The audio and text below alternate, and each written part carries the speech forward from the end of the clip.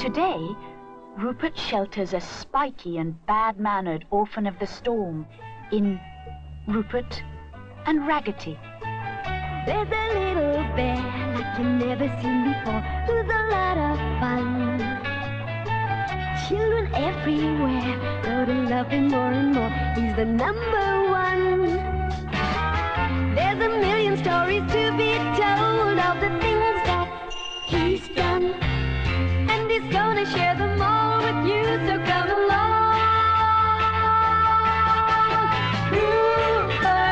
Rupert the Bear, everyone sing his name. Rupert the Bear, everyone come and join in all of his games. Rupert is going shopping in Nutwood Village for his mother. "Don't forget anything now," says Mrs. Bear. "It's all written down on the shopping list." Rupert takes his chariot with him in case the basket isn't big enough. On the way to Nutwood, he sees his friend, Podgy Pig. "Hello, Podgy," he says. "What a funny place for a picnic." "I was on my way to your house," Podgy tells him.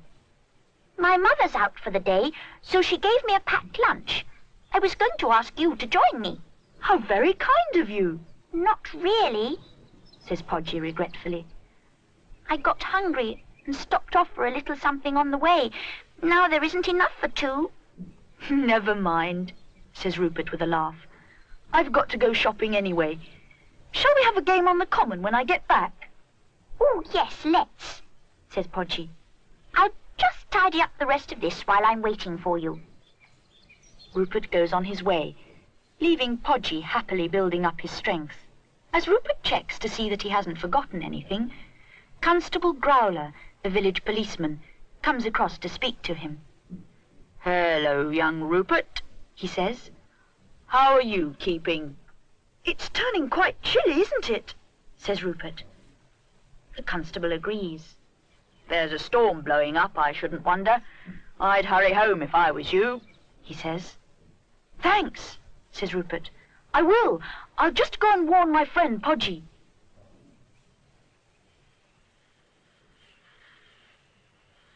Rupert hurries back to Podgy. His way lies past the gypsy camp. Rupert knows some of the gypsies. The gypsy granny, who is very old and very wise, is a special friend of his. "I'm gathering wood for my fire. Winter's not far off now." Rupert would like to stay and help her, but his mother wants her shopping. And there's Podgy. "I can manage, little bear," says the gypsy granny. "You hurry home. There's a storm blowing up such as Nutwood never saw before. You mark my words.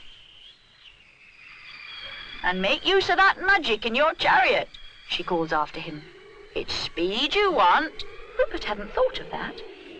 He wonders how she knows his chariot is magic. Rupert takes her advice.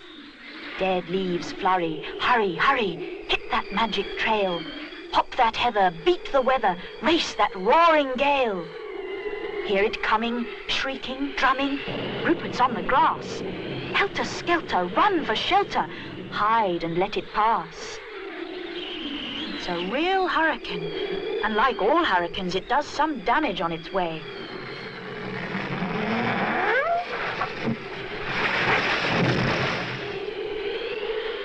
Gosh, thinks Rupert shakily. What a good thing I wasn't the other side of it. Something is scrabbling about in the ground. It looks like a loose root, but it isn't. "You did it!" yells the spiky little creature furiously, making poor Rupert jump. "You pushed my house down!" In vain, Rupert protests that he did no such thing. "I hate you!" It squawks at him, not really listening. "Hate you! Hate you! Hate you!" And with that, it leaves him. What on earth is it? Thinks Rupert. He hurries after it because his basket rolls that way. The creature, however, has beaten him to it. Doesn't think much of his shopping. "Hey!" shouts Rupert. "Stop it, whatever you are!" He said the wrong thing again. You shut up, it screams at him. First you blow my house up, and then you put me on a diet. To Rupert's dismay, it bursts into noisy sobs. I haven't got anywhere to live, it hollers, going even wilder with grief. Rupert is sorry for it. Would you like to come home with me? He says. He's surprised that his offer is so speedily accepted. He rather wishes he hadn't made it, but it's too late now. Podgy is exactly where Rupert left him. He doesn't see them coming. Perhaps he's still sheltering, thinks Rupert. The storm's over, Podgy, he says comfortingly. You can come out now. Oh, Rupert, I've lost my front door key, says Podgy distractedly. The storm blew all my things away, he goes on. It could be anywhere. I'll just take the shopping home. What's left of it, says Rupert with a pointed glance at his odd passenger. Then I'll come back and help you look. Podgy is most grateful. Our house is locked up, and nobody can get in without it, he says. Tee-hee, says the refugee in a pleased sort of way. It finds other people's problems a great joke. Who's that? asks Podgy. I don't know, says Rupert doubtfully. But I think I shall call him Raggety, because he looks raggedy. Rupert resolves to explain about the shopping later. This is Raggety, he tells his mother. He lost his home in the hurricane. Oh, you poor little thing, says kind Mrs. Bear, hiding her surprise at the sight of Rupert's odd new friend. But Raggety has no time for polite exchanges. He wants to check on the accommodation. Besides, he's still hungry. He really has no idea how to behave in other people's houses. Stop it, Raggety, cries Rupert. No!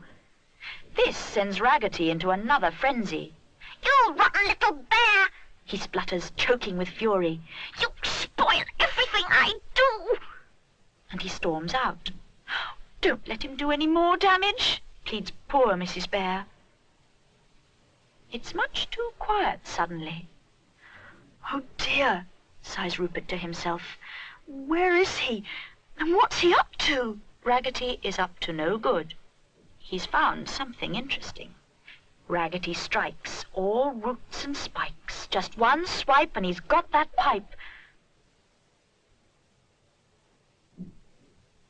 Stop, thief! Mr. Bear's too late. Raggety's out. He's jumped the gate. Mr. Bear cries, catch that root! Raggety's caught, but he's dumped the loot.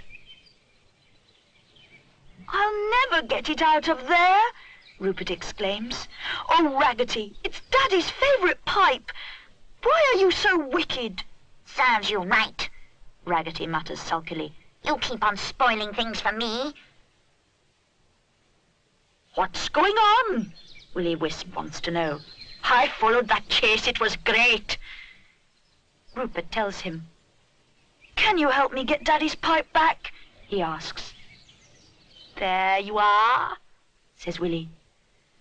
Rupert thanks him warmly. Raggety hisses crossly.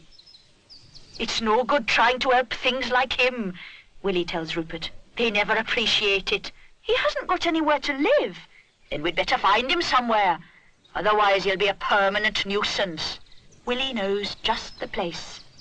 He leads Rupert to the very spot where poor Podgy is still hunting for his key. Watch this, he says. I was asleep, roars Grim Nasty, the old man of the wood. How dare you wake me up, you rude little firework? But we've brought you a present, Mr. Grim Nasty, says Willie. A new pet. Look! They take to each other on sight. It'll do, grunts Grim Nasty.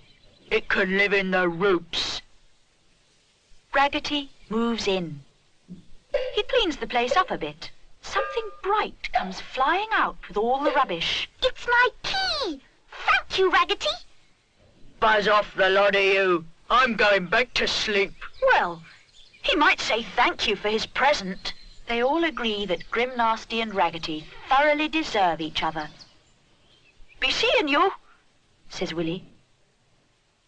Over tea, Rupert and Podgy tell Mrs. Bear how Raggety did someone a good turn by mistake.